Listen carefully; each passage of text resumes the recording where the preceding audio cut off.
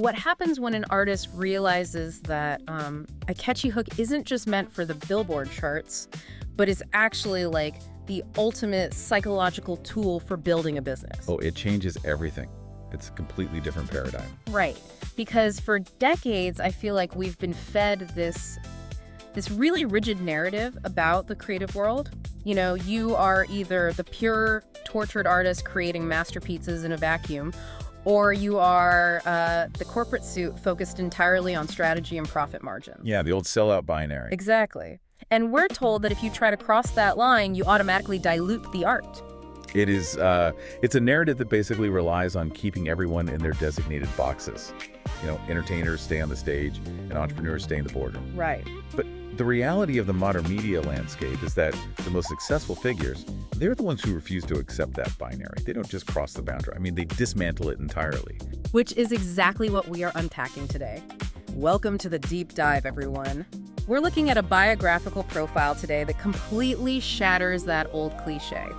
It really does. Yeah. So today, our mission is to explore the journey, the music, the business, faith, and really the lasting legacy of Charles Edwin Vienn II. Who is, of course, known professionally to the world as Big TEXX Freedom. Yes, Big TEXX Freedom. And, you know, for you listening right now, the central question we really want to answer today is, who is Big TEXX Freedom and why should people know his story? Well, what's fascinating here is that this profile serves as a blueprint. It shows what happens when you treat a music career not as like a lottery ticket to fame, but as a vertically integrated enterprise. A creative architect, basically. Exactly. He is acting as a creative architect, bridging two worlds that are usually kept totally separate. Pure artistic entertainment on one side and highly strategic business growth on the other. And to understand how he bridges those worlds today, I think we have to trace his roots back. We have to go back to Houston, Texas. We do. That foundation is crucial. Because he didn't just stumble into a studio in his 20s and decide to make music. He was a child performer, and he eventually became a member of the 1990s R&B group, Ideal. And that specific era, the 90s R&B scene, is such a vital context for his entire trajectory. The music industry back then was this massive, highly compartmentalized machine. Right, because we were talking pre-streaming, pre-social media. The labels literally had all the power. All of it. The label system was fundamentally designed to keep the artist dependent. Like you were just a cog in the wheel. Pretty much. You were brought in to be the voice, maybe the face on the album cover. But the label, they control the writers, they control the producers, the marketing, and ultimately the master recordings. Which is where so many artists got totally trapped. Exactly. So many vocalists from that era, they hit the peak of national recognition, enjoyed maybe a few years of fame, and then when the label's focus shifted to the next big thing, they were left with absolutely nothing. Because they didn't own the machinery of their own careers. Right. They didn't know how the machine actually worked. And that is where the pivot happens in this story. When I'm looking at this profile, it's clear he saw the writing on the wall. He realized that knowing how to sing doesn't mean you know how to survive, let alone sell. No, not at all. Once he understood that the industry just chewed up vocalists who couldn't market themselves, he was kind of forced to evolve, like a Swiss Army knife. That's a great way to put it. He didn't just want to be the product sitting on the shelf anymore. He decided to become the entire supply chain. Which, you know, requires an incredible amount of humility and discipline. Oh, absolutely. I mean, think about it. After achieving national recognition with Ideal, he basically had to sit back down and become a student again. The list of skills he acquired is honestly staggering to me. Like, he learns songwriting, then he learns audio production. Right, but he doesn't stop at the audio. No, he adds graphic design to the toolkit, then video editing, then marketing strategy. I mean, he becomes a full-fledged entrepreneur. Unfolding every single tool required to build a brand from the dirt up. But okay, this brings up a major question for me. Let's unpack this for a second. Sure. Doing the jobs of an entire creative agency usually leads to one thing, and that's massive, spectacular burnout. The entertainment industry is literally a meat grinder. So what has kept him going all these years when so many artists burn out? Well, that is the pivotal question of his entire biography, honestly. Because burnout usually happens when the fuel source is wrong. What do you mean by that? Well, if an artist's only fuel is the pursuit of fame, or, chart positions, or just external validation, that tank empties the exact moment the cultural wind changes direction. Okay. That makes sense. But when you look at his foundation in the text, it's built on a completely different psychological and spiritual infrastructure. The profile mentions unwavering faith, strict discipline, and boundless creativity. Yes, exactly. He didn't view music merely as a path to, like, a platinum plaque. He viewed it as a tool for positive transformation. So the goal was bigger than just himself. Right. When your primary objective is service to others, uplifting and motivating your audience, the work becomes self-sustaining. So the faith aspect mentioned in the text, it isn't just like a nice footnote, it's the actual operating system. Absolutely. It instills principles of perseverance and integrity, and notably, it's about trusting a larger timing rather than just desperately chasing the current trend. Okay, I want to push back on that slightly, or at least play devil's advocate for a second. Okay. Trusting the timing sounds really great in a self-help book, but in the highly competitive music industry, if you aren't chasing the trend, don't you just become obsolete? You become obsolete if you are producing generic material. Okay, fair. But if you are controlling the medium entirely, like we said, writing, producing, designing, marketing, you aren't at the mercy of some label executive telling you that your sound is outdated. You protect the message by owning the pipeline. Precisely. And that independence is what allowed him to do something far more risky than chasing a trend. Which naturally led him to create a totally unique sonic and business blueprint. The creation of his signature genre country hip-hop soul. Yes, the fusion. Now, I have to be honest, when I first read that on paper, my brain immediately pictured like 3 different radio stations playing at the exact same time. It sounds a bit overwhelming, right? Yeah, it sounds like a chaotic mess. Like, how does that actually work musically? It sounds chaotic until you break down the rhythmic and narrative math behind it. You aren't just stacking 3 finished songs on top of each other. Okay. You're extracting the core functional elements of each genre and weaving them together. So kind of treating them like different instruments in the same orchestra? Exactly that. Think about the cultural DNA of those 3 pillars. Okay, let's break it down. Country music. Country music is fundamentally about narrative storytelling. The acoustic roots, the working class struggles, the highly structured lyrical arcs. Right. And then hip-hop. Hip-hop provides the cadence, the rhythmic edge, the poetry, and that undeniable driving bass that makes you move. And then soul music, I assume, is the vocal delivery. Yes, soul delivers that deep, resonant, emotional vocal delivery that just connects directly to the listener's empathy. Wow, okay. When you lay it out like that, it makes perfect sense. He's taking the storytelling of country, mapping it onto the drum cadence of hip-hop, and delivering it with the vocal resonance of soul. And he blends all of that with what the text calls commercial songwriting. Here's where it gets really interesting to me, because that phrase, commercial songwriting, that's the exact bridge between the artist and the boardroom that we discussed at the top of the deep dive. It is. Because this unique country hip-hop soul sound, it isn't just designed to sit on streaming platforms waiting for passive listeners to find it. Right, it's the proprietary engine behind his business, Success Express Music Group. Exactly. This is the part of the profile that really made me sit up. Success Express Music Group, they produce his original songs, sure, but they also produce commercial jingles and promotional campaigns. Custom multimedia content designed specifically to help other brands connect with their audiences. So what does this all mean from a brand perspective? What impact is he actually trying to have on people and businesses here?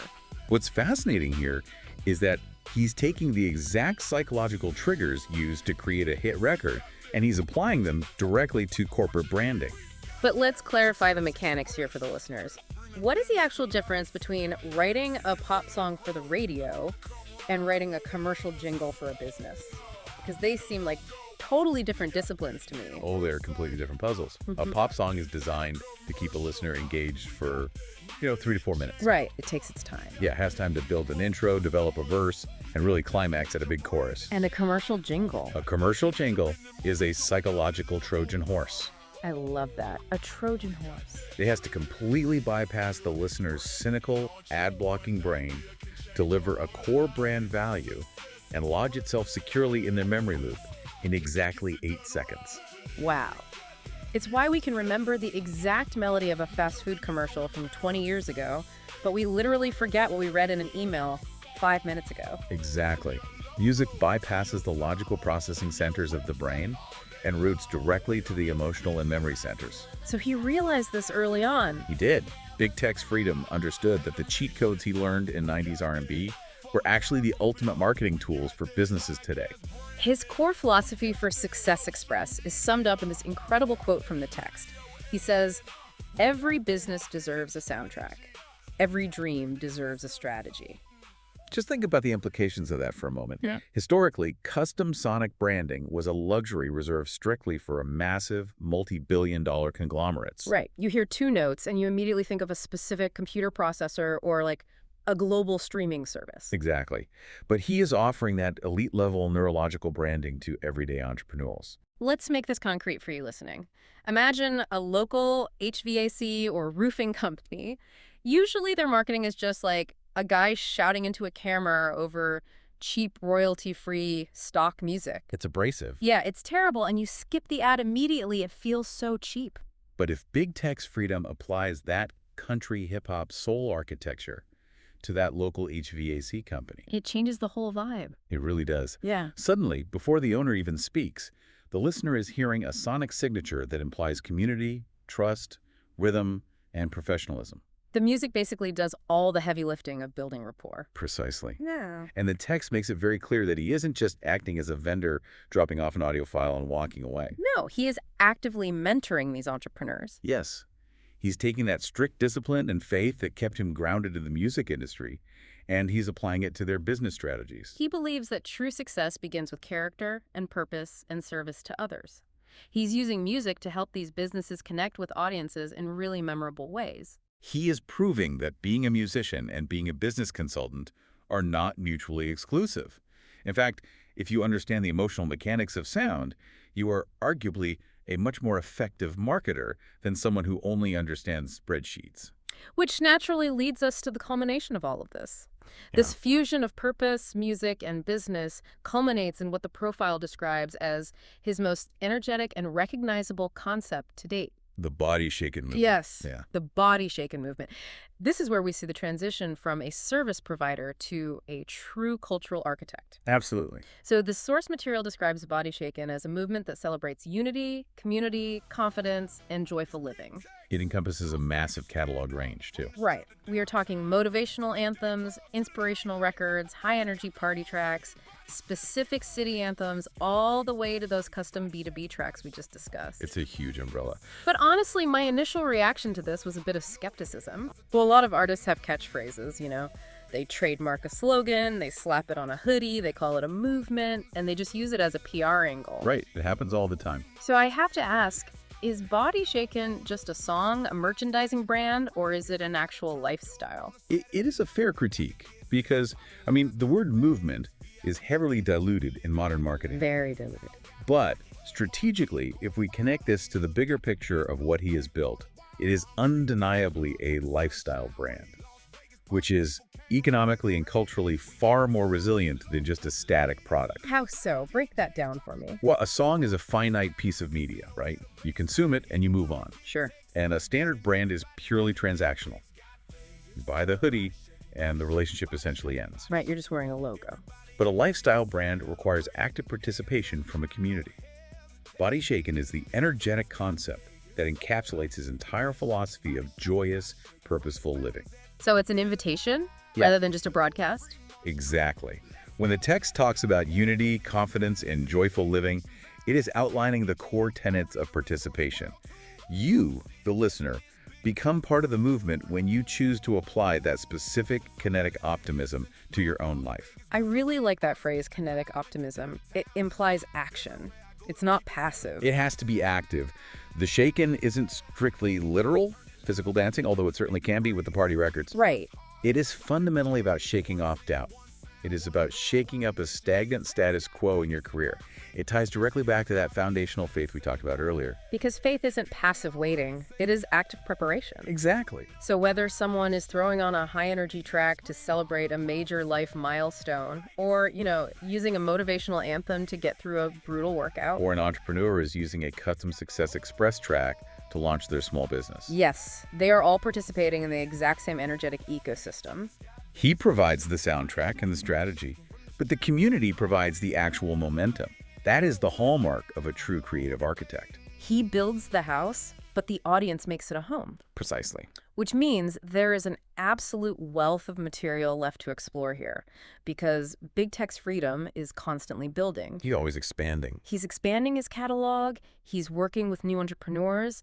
There is a massive roadmap ahead for both his brand and for this specific series of deep dives we're doing. Oh, we have really just surveyed the foundation today. The actual floor plan is incredibly detailed. For everyone listening, you are going to want to stay locked in as we follow this journey in our future deep dives. Definitely. We have an incredible, highly tactical lineup of topics coming your way based on his evolving work. We are going to be previewing new music and taking you behind the scenes of his songwriting process. There'll be a really fascinating exploration into how the country hip-hop soul fusion actually comes together in the studio environment. Like the literal mechanics of blending those distinct genres. Right. We will also be unpacking highly specific business and branding tips drawn directly from his ongoing work with Success Express Music Group. Yes, and we're going to dive into the story behind the Body Shakin movement. We'll be chronicling his geographical and artistic journey from Houston to Las Vegas. Plus, we'll feature special guests, exclusive looks at live performances, and we will be doing a complete masterclass breakdown on exactly how custom music accelerates business growth. It is going to serve as an invaluable resource for anyone interested in the practical, structural intersection of art and commerce. Absolutely. So let's synthesize everything we've unpacked today. Let's do it. What we have learned is that Big Text Freedom completely dismantles the tired cliche of the starving artist versus the corporate sellout. He throws it right out the window. By vertically integrating his skills from his early days in 90s R&B to mastering production, design, and marketing, he proves that you don't have to choose between art, business, and faith. No, you can weave them all together. You can engineer them into a unified platform to elevate yourself and, far more importantly, to elevate the dreams of others. He is a true testament to the fact that when your operational foundation is built on character, discipline, and a genuine desire to provide service, there is absolutely no limit to the scale of what you can construct. Well said. Thank you for joining us for this first deep dive. This is only the beginning of the Big Text Freedom journey. Remember, success starts with faith, purpose, and consistent action. Keep believing, keep building, and keep your body shaken. We'll see you in the next deep dive. But before you go, we started today by talking about how every dream deserves a strategy and a soundtrack. We discussed how faith often involves trusting a larger timing. So I want to leave you with one final thought to mull over. If your own life right now, your career, your current ambitions was a brand, and Big Text Freedom was sitting in the studio producing its custom soundtrack, what genre would you be in? Are you currently in a season of patient, acoustic, soulful waiting, just gathering your strength? Or is it finally time for a high-energy, heavy-hitting motivational anthem to launch that dream you've been sitting on?